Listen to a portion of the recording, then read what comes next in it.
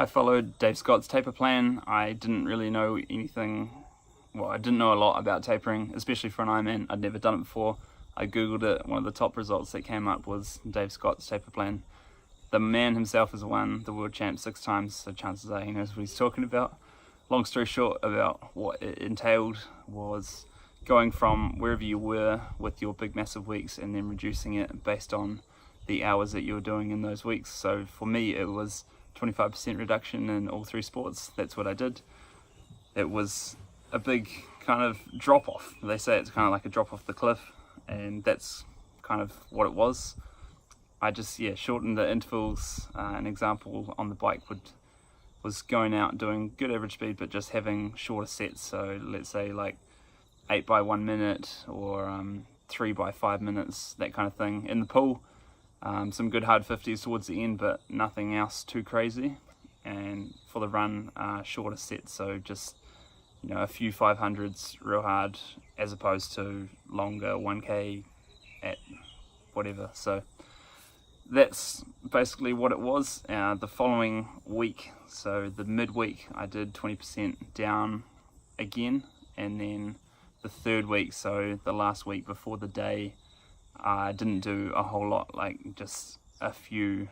I've actually written a calendar of exactly what I did, so if anyone wants to see that, I can probably get a photo of that at some stage. But yeah, I went through a patch of fatigue where the legs felt real average, a good couple of days where they just felt like shit basically, and that's kind of good because you go through that and then come out the other side and the body feels more fresh. And in the third week it definitely did. The body was feeling real good. I felt like you wanted to push it a little bit, but you have to resist because obviously you want to save it for the big day. So that's what I did. I didn't go nuts, and it worked really well. I'm stoked with the taper. The body felt good on the day. I didn't feel any kind of heavy fatigue, anything like that. And yeah, felt fresh, felt good. I don't think I was lacking in any way. I don't think I could have done any better as well. So I think that's proof that it really worked. The body in the days before the big event was really good. The only thing that was slightly not perfect was that I used a different pair of cycling shoes, and on the kind of outside of my foot, the bone got a little bit bruised, and bruised bones take about 1 to 2 months unfortunately to heal. So definitely got a little bit sore towards the end of the run, and well, it was getting quite sore towards the end of the run. So my note to myself, or lesson learnt from that, is to not try any new footwear or anything new 2 months before an event such as Ironman. But other than that, yeah, everything else was feeling good. There was no muscles that were quite sore or nothing like that. Everything else was spot on. So yeah, good stretching, good rolling, lots of early nights and all that, I think led to the body feeling really good before the event. On the big day, I was nervous in the morning for sure. I had never done it before, so I was definitely unsure, I would say. But it kind of happened so quick. The morning I went through transition, got my stuff sorted, didn't rush through any of that at all, just did it methodically, got everything sorted, left transition happy, tires pumped, everything ready to go, and didn't have a whole lot of time. I had enough time to get sorted basically. Chuck the cap on, chuck the goggles on, get in the water, make sure the goggles weren't going to fog. Got to a position where I could actually stand. They say it's a deep water start. For most people it would be because they can't, well, they're not as tall as me, but I could touch, which is kind of cool. And yeah, gun went off. I got into the groove nice and steady. I felt good, just felt nice and strong. I wasn't going nuts with my turnover. I was just kind of pulling through, going good.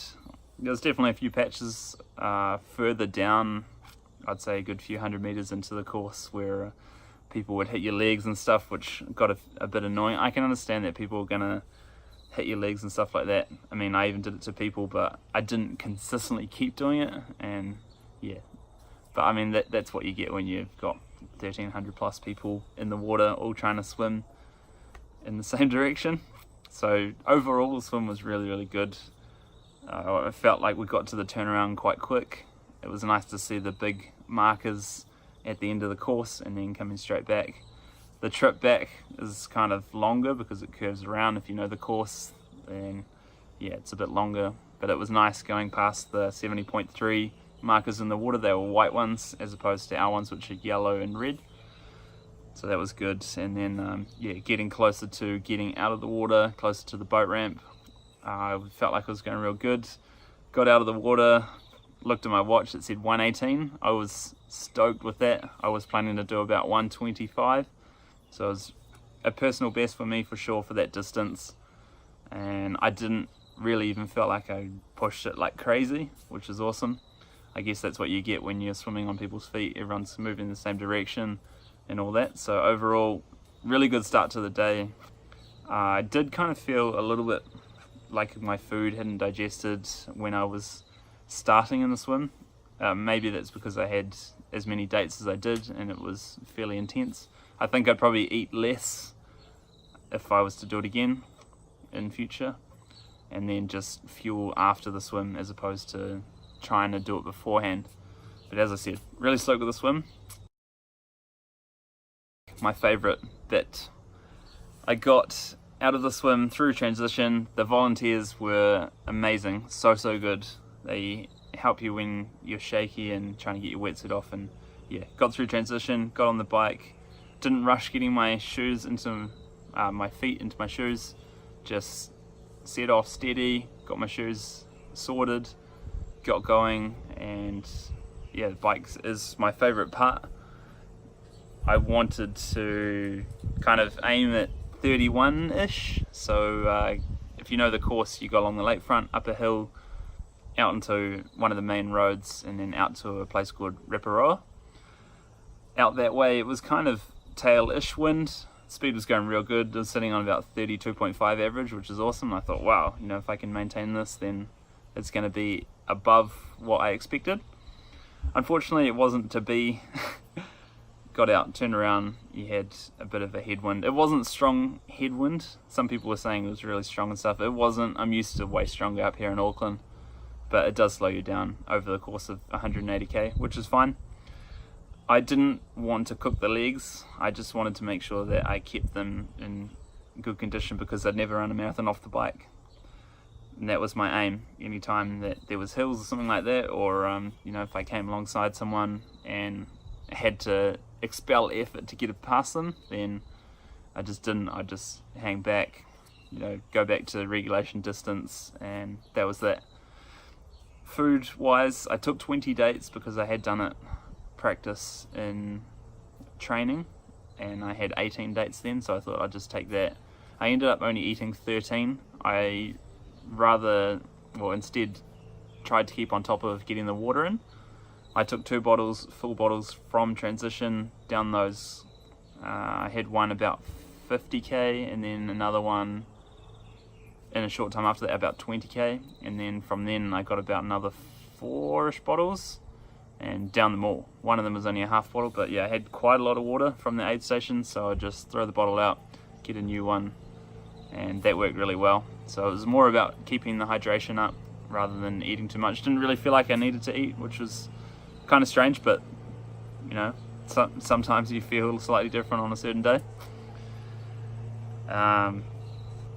Yeah, I had a bit of an average patch from 120 to 140, 50-ish. It was just kind of like, man, you know, it's long, and you know, just kind of those funny mental games, but it wasn't the end of the world. You can kind of see this big mountainy hill thing close to town, and on the lap back I was getting closer to that, and you can see, you know, you can start seeing the kilometers tick down, and life was going quite good at that stage. I was feeling a whole lot better about finishing the bike and trying the run. Coming closer to town, I was about 5-6k out of town, and unfortunately I was witness to a gnarly crash. 2 guys went down. I think it was just a touch of wheels. They were about 50 meters ahead of me, and they hit the deck, both of them, at about 45-50k an hour coming off the base of the hill. So that was not nice to see. I don't know what happened. I think it was just a wheel touch or something like that. Maybe one guy was going the other way. Anyway, they shouldn't have been that close together. It was unfortunate to see, but hopefully they were right, because it didn't look pretty. But yeah, I finished the bike. It was just over 30.5, 30.6, somewhere there. I don't have the stats with me, but I was happy with that, and like I said, just didn't want to cook the legs. I stepped out of my shoes, got ready, did a moving dismount, all good with that.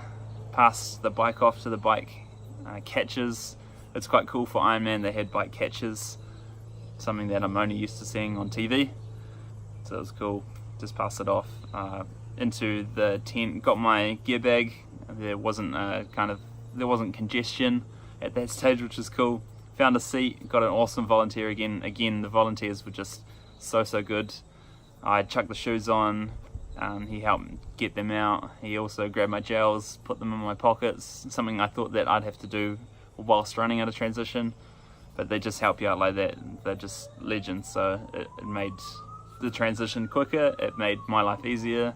It means I could just put my socks and shoes on, and then he was holding my race belt, grabbed the race belt, gone, had the watch ready to go on GPS.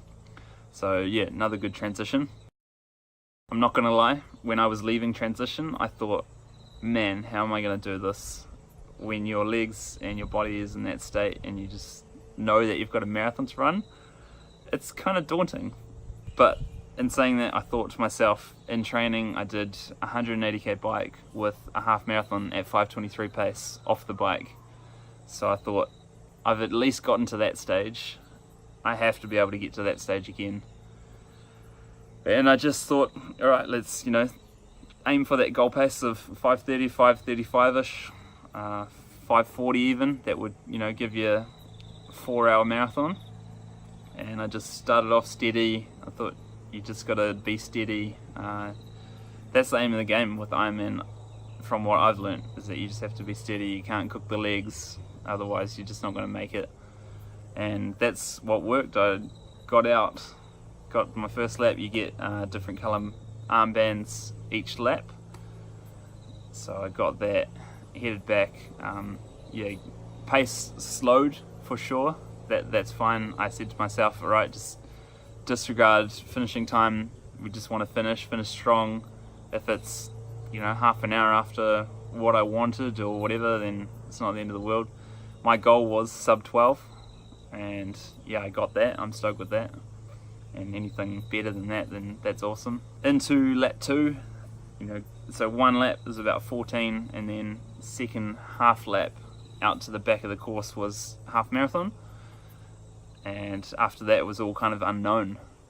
I said to myself, there was one kind of decent hill on the main road. If you've been down there, you'll know the one. It's yeah, there's one. It's nothing crazy, but when you're that dead and you're into running a marathon, it's very hard. And the first 2 times I went up it, no, I wouldn't say no worries, but I was running up it. I didn't walk up it, and I said to myself, all right, you're not gonna walk until lap 3, and you're not gonna walk up that hill until lap 3. And yeah, I'd gotten past halfway, kept running. On the first lap I did go to the toilet too. It was just uncomfortable. I felt like I needed to, and after going to the toilet, just number 1 by the way, then it was just so much better. You know you have to keep drinking water, and if you bust and you go to the toilet, it's not comfortable. So I just thought, alright, whatever it is, a minute, 2 minutes, it's not the end of the world. Alright, back to, after halfway, I was still going alright. Coming back to start my 3rd lap, I needed to go again, so I just went to the toilet again just before the turn for the 3rd lap. And again, just felt more comfortable. We kept the water going in. At 8 stations, I kind of, would walk just a few steps to down water. Often it would be a cup over the head of ice water if they had it, and then water to drink as well. I also took my gels, so the Ironman gels are vegan, and I had 6 of them over the course of the run. There was a few times where I felt like my arms are kind of, I wouldn't say like shaking, like you can kind of feel the stage where you're running low on sugar and you're getting closer to bonking, and towards the end of the run I felt like I was getting pretty close to that until I had a gel, and then I was good again. So yeah, after the toilet just before the third lap, I came out, had another one. There's kind of good time, if you're stopping for a toilet stop, then it's good to have a gel then or whatever, and that's where the aid stations were if you needed water. So on to the third lap. Mentally that's just so much better because you've got one to go and you've got 2 bands on and you're getting closer to getting your final band, which is awesome. So getting out the back of the course, I actually didn't walk up that hill as well, which I was stoked about. I thought if I can get up this hill I can finish the course running and not walk anywhere.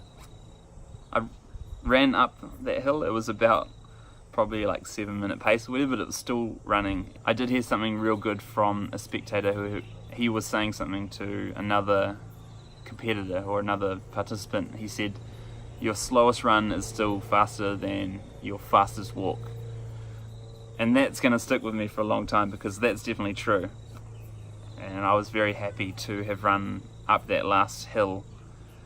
I got out to the back of the course. There was an aid station just before you get your final band, and my foot, as I mentioned, the bruised bone thing was getting quite sore at that stage. There's a few times when I landed on it and I felt like, oh, my foot's actually going to give way, or it felt like that. Your legs are so fatigued at that stage, and it was definitely getting closer to that. So I was definitely landing softer on that and also turning my foot in, which just tended to help with that. It was just the way it works. So you're just in survival mode. You just want to get to that finish line. So that last aid station, I got to it, I ran to it, and then I walked through it. I walked probably about 200 meters, maybe 250, somewhere there, just around the corner, and then I got my final band, my green band, and after that there was no more walking. I was running to the finish. So there's a few more uphills and just tiny little bumps and stuff, but again, your legs are so cooked at that stage. But I ran the whole way home. I wanted to up the pace, I couldn't. You're just so dead at that stage. But people could see that I had my final band, and they were saying stuff like, yeah, Josh, he's going home, and I was like, yeah, and anyone that had commented saying good job and stuff, I'd say, look, last lap. And it was nice that I responded to them, because there's lots of times where you just don't want to talk, or you don't want to say thanks or anything, because you just want to try and conserve the energy. But last lap I knew I was going to make it, I knew I was going to get there, and it was awesome running along the lakefront, people cheering. There was a lot of people that were there lap after lap and would recognize me and stuff like that, especially because I was rocking the vegan kit. There was one heckler as well. He said something like, oh, you need more meat, or you need the sausage, or some bullshit. But mate, I was doing Ironman as a vegan, so clearly I did not need it. Back to the point though, got closer and closer to the finish. I again wanted to kind of sprint, but I thought, no, I just don't want to fall over or hurt that foot so much that I couldn't make it to the finish. So I just ran steady. I got past, or up towards the final turn where you go left for the finish instead of going around again, and I checked behind me and just thought, you just don't want to have someone who's right behind you and spoil your finishing moment or whatever. So there was no one immediately behind me, so I just cruised down the chute, again just lapping it up, beautiful sunshine, lots of cheering, me smiling, happy as to finish it, and yeah, crossed the line, stoked as. Mike Riley called my name out, which is wicked, and that was the end of it. It was awesome. Immediately after the event, you go through, you get your medal, they take your timing chip off because you can't really bend down. It's kind of funny. Go into the tent, there was a volunteer, and she just, I don't know if she's given everyone a hug, so she gave me a hug and said, good job and stuff, and she said, oh, was it your first time? And I said, yeah.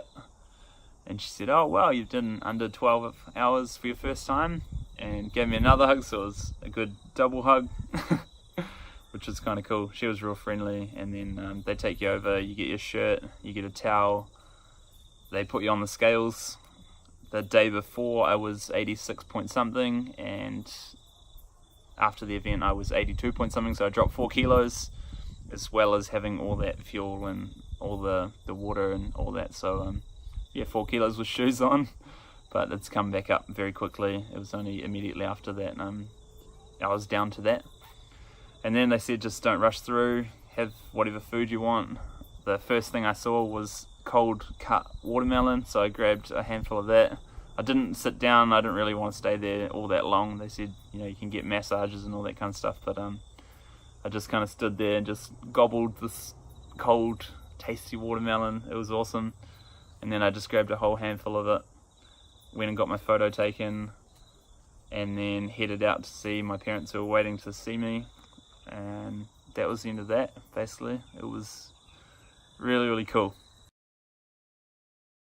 The body has recovered really well. Today is Wednesday. I hadn't, Sunday I didn't do anything other than have a swim. Monday I didn't do anything as well, exercise wise, just still recovering. Yesterday I rode to work. It wasn't too bad, definitely fatigued, definitely feel kind of exhausted. At work was a fairly busy day as well. I'm back at work, and yeah, just definitely not performing fantastically, but that's to be expected when you've just done that.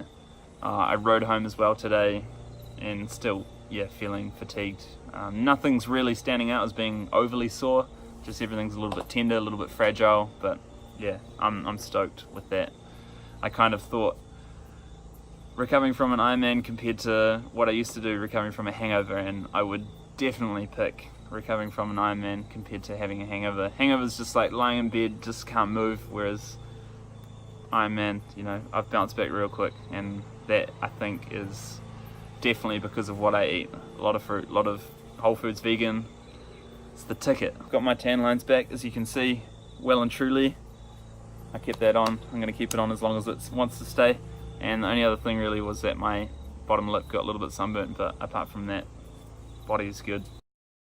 The next event will be Rotorua Marathon, which is taking place the first weekend of May, so it's less than 2 months now. I would like to do 3:15, somewhere around there, maybe quicker. That'd be awesome. Other than that, I'm thinking the next big thing might be an ultra marathon. Yes, I am keen to do another Ironman. I don't think it'll be next year, probably the year after, 2 years from now. But I'm keen. I want to go to the World Champs one day. It would be awesome. I would love to rock the vegan kit over in the World Champs. Can I get there? I don't know. We'll see. I'm definitely keen. That is my update. If you do have any questions, please post them down below. Hit me up and I will get back to answering them. Thanks for watching.